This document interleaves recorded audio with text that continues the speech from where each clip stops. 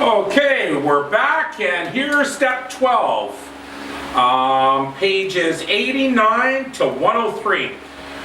What I talk about the big book again is 103, is step 12 ends at 103. So the first 164 pages hasn't been changed, but step 12 ends at 103. So that's why I just love the first 103 pages. Okay, step 12. Having had a spiritual awakening as a result of these steps, we try to carry this message to alcoholics and to practice these principles in all our affairs. Why don't you start off, Bobby? Page 89. Okay, so page 89. Practical experience shows that nothing will so much ensure immunity from drinking as intensive work with other alcoholics. It works when other activities fail. This is our 12th suggestion. Carry this message to other alcoholics. You can help when no one else can. You can secure their confidence when others fail. Remember, they are very ill. Page 89. Life will take on new meaning. To watch people recover, to see them help others, to watch loneliness vanish, to see a fellowship grow up about you, to have a host of friends. This is an experience you must not miss. We know you will not want to miss it. Frequent contact with newcomers and with each other is the bright spot of our lives, and it really is. Page 90. When you discover a prospect for Alcoholics Anonymous, find out all you can about him. If he does not want to stop drinking, don't waste time trying to persuade him. You may spoil a later opportunity. This advice is given for his family also. They should be patient, realizing they are dealing with a sick person. Okay, I'm going to stop right there, Bobby. I'm going to talk about this next part. Page 90. Don't deal with him when he is very drunk, unless he is ugly and his family needs your help. Wait for the end of the spree. Why I said at the very beginning is when we can help people, is we want to help them when they're clear-headed. So when they're drunk, we can't help you. I might have to phone the ambulance, I might have to go to the hospital with you, I might have to give you a ride to detox, or find a detox for you, or get you into some sort of treatment. But I can't help you at that point. But sometimes the family does need help. So we can't help a person until the next day when he is sober, before he picks up that drink. I want to get him into these steps, and right away. And it does work, people, it does. This program of the 12 steps of Alcoholics Anonymous does work, and it works for everybody. I actually haven't seen one person go back out drinking who actually works these steps every single day. So I'm going to continue. That was page 90. I'm going to go to page 91. When possible, avoid meeting a man through his family. We want to talk to the person. We don't want to talk to the family. We want to talk directly to the person. Page 91, see your man alone if possible. At first, engage in a general conversation. After a while, turn the talk to some phase of his drinking. Tell him enough about your drinking habits, symptoms, and experiences to encourage him to speak of himself. If he wishes to talk, let him do so. You will thus get a better idea how you ought to proceed. Page 92. If you're satisfied that he is a real alcoholic. Now, a real alcoholic, I don't know if you know what a real alcoholic is. Now, a real alcoholic is someone who can't stop and can't control it. That makes you an alcoholic, and you're suffering from an illness that only a spiritual solution can fix. That's an alcoholic. Begin to dwell on the hopeless feature of his malady. Show him from our own experience how the queer mental conditions surrounding that first drink prevents normal functioning of this willpower. 92. Continue to speak alcoholism as an illness, a fatal malady. Talk about a fatal malady. I'm going to talk about that in a second. Talk about the conditions of the body and mind which accompany it. Bill Wilson talks about what is it? He talks about it's actually an allergy that will condemn you to die. That's what he says, Bill Wilson. So, this spiritual malady. Okay, page 95. This is like so important, people. Please listen to this and please live this, what I'm going to say to you now. Page 95. Never talk down to an alcoholic from any moral or spiritual hilltop. We don't do that. And I'm even going to give a talk after these 12 steps. We're not here to tell you how this is done. We are only here hopefully trying to put the pieces together. And I will never talk to another alcoholic or anybody from a spiritual hilltop. I am no different than you or anybody who's listening to this. My heart is with your heart. And as long as our minds are open, then your heart can reach my heart, and my heart can reach your heart. We're never debating anything to do with these steps. We never debate about it. We continue to do this work, we enjoy this work, we give this work, but there is no debating. Anyways, we never talk down to an alcoholic from any moral or spiritual hilltop. Never. And it says never. Simply lay out this kit of spiritual tools for his inspection, show him how it worked for you, offer him friendship and fellowship, tell him if he wants to get well, you'll do anything to help. I like that part about offering friendship. My sponsor said I wanted to have everything my sponsor had. He had friends from here to across the world and back. And I asked him, like, how can you have so many people love you? What do you do? And this is what he told me. He said, be the best friend you can to one person at a time. And that's all I've done over the years, is just to be the best friend I can to one person at a time. So, with that being said, why don't you start with page 96, Bobby? Page 96. Do not be discouraged if your prospect does not respond at once. Search out another alcoholic and try again. You are sure to find someone desperate enough to accept with eagerness what you offer. We find it a waste of time to keep chasing a man who cannot or will not work with you.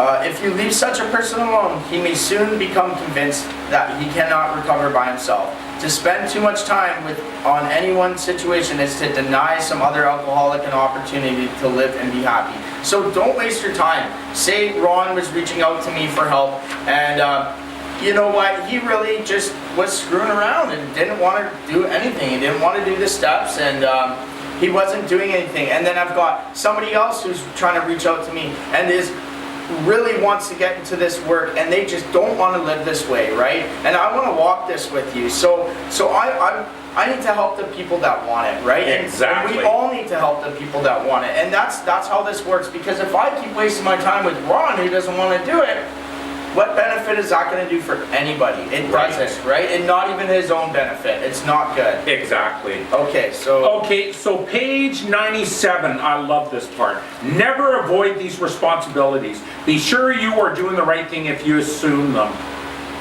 Helping others is the foundation stone of your recovery. So did you get that? Helping others is the foundation stone of your recovery. So me helping others is the foundation stone of my recovery. And it says right after that, get a hold of this, you guys. A kindly act once in a while isn't enough. So me being a good guy just once in a while isn't enough. So it says helping others is the foundation stone of your recovery, and a kindly act once in a while isn't enough. Wow, that's a strong statement, but it's so true. We need to live this all through the day. You have to act a good Samaritan every day if need be. It may mean a loss of many nights' sleep, great interferences with your pleasures, interruptions to your business. It may mean sharing your money and your home, counseling frantic wives and relatives, innumerable trips to police courts, sanitariums, hospitals, jails, and asylums. Your telephone may jingle at any time of the day and night. Your wife may sometimes say she is neglected. A drunk may smash the furniture in your home or burn a mattress. You may have to fight with him if he is violent. Sometimes you'll have to call the doctor or administer sedatives under his direction. Another time you may have to send for the police or ambulance. Occasional, you'll have to meet such conditions. Over these 30 years, I've reached all of that. So I could tell you stories. Anyways, go ahead, Bobby. And if anything's highlighted here, Bobby, make sure it's loud and clear. Okay, so page 98. The men who cry for money and shelter before conquering alcohol are on the wrong track. Page 98, now this is a big part here, is argument and fault finding are to be avoided like the plague. So, I'm going to actually ask you something, Ron. So, if, say I'm trying to argue with you, right? What's one word that you can say to stop an argument? You can stop every argument dead in its track by saying only one word, and it actually works. I'm just going to agree and I'm just going to say one word. Okay. Are you sure? Yeah, okay. It works. It actually does work. So you can stop the argument dead in its track just by saying okay. You don't have to say anything else. You're not agreeing yes, you're not saying no, just okay. But this is very, very big, people. Like, argument and fault finding are to be avoided like the plague. Even in my own head, right? I don't want to be fault finding. I can't be doing this. It's to be avoided. Page 99, let no alcoholic say he cannot recover unless he has his family back. This just isn't so. Page 100, both you and the new man must walk day by day in the path of spiritual progress. If you persist, remarkable things will happen. When we look back, we realize that the things which came to us, came to us when we put ourselves in God's hands, were better than anything we could have planned. Follow the dictates of a higher power, and you will presently live in a new and wonderful world, no matter what your present circumstances. I'm gonna stop there for a second. Hey, I just loved what Bobby just read. You know, no matter what happens, if you follow the dictates of your higher power, which is in our hearts, and you presently live in a new and wonderful world, no matter what your present circumstances. So no matter what is going on in your life, if you're living in your heart, you're following these steps in your life, doesn't really matter what's going on. You're going to live a new and a wonderful world. Okay, I'm going to read this. Page 100. This is a really important part also. Assuming we are spiritually fit after doing this work, we can do all sorts of things like alcoholics are not supposed to do. We must not have it in our homes. We must not shun friends who drink. We must avoid moving pictures which show drinking scenes. We must not go into bars. Our friends must hide their bottles if we go to their houses.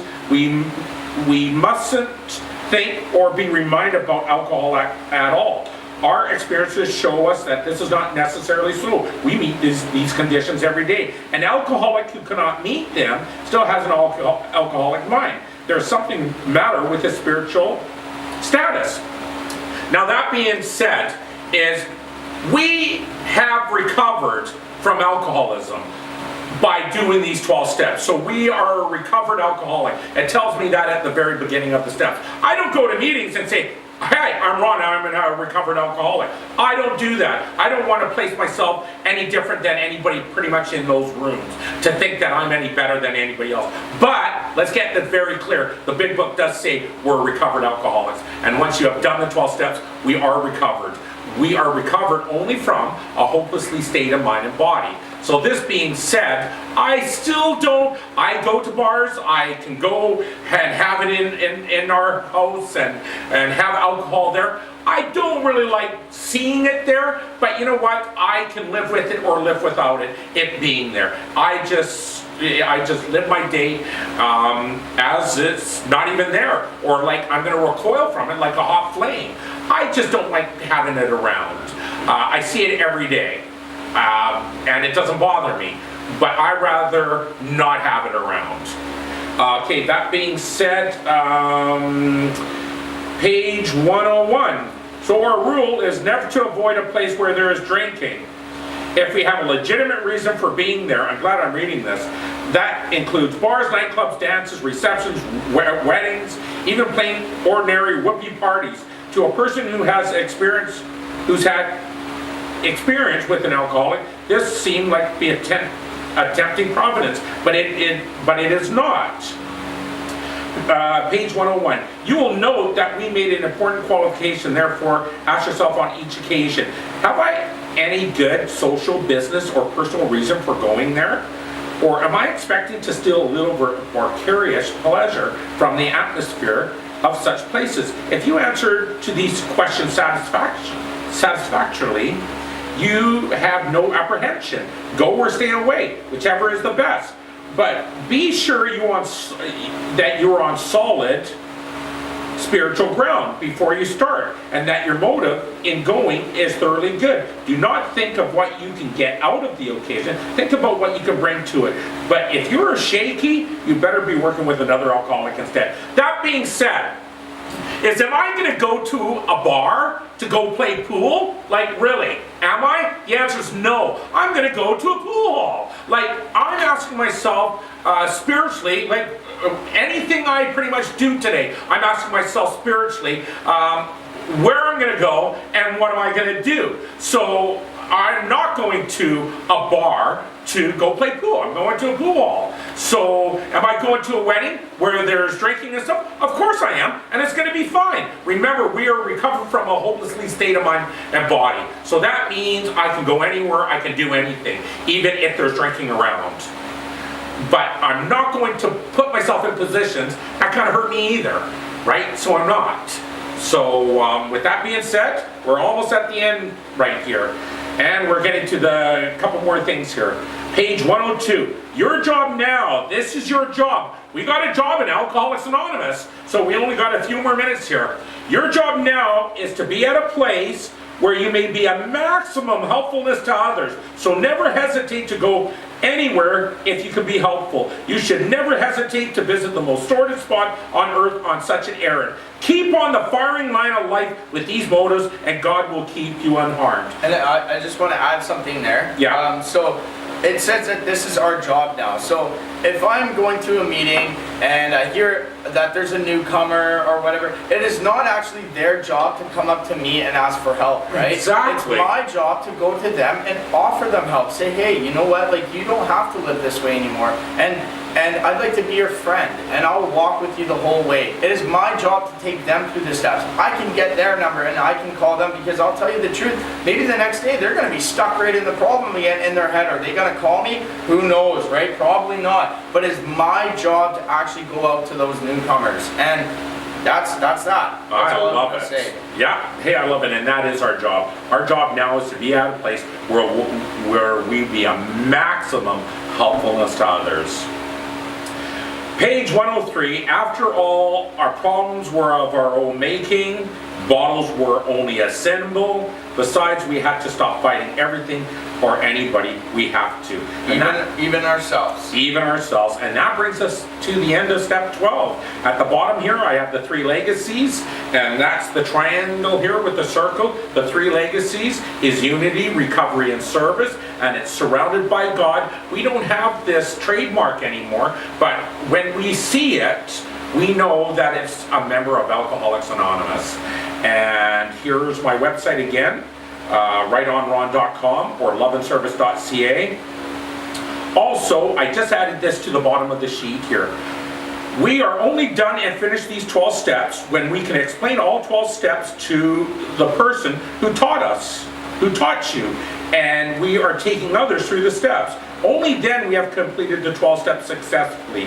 Love and service right on Ron. So what I mean by that is, once we have done the 12 steps and we have now taken you through the 12 steps, now what we want you to do, we want you to explain it to the person who taught you this. I want you to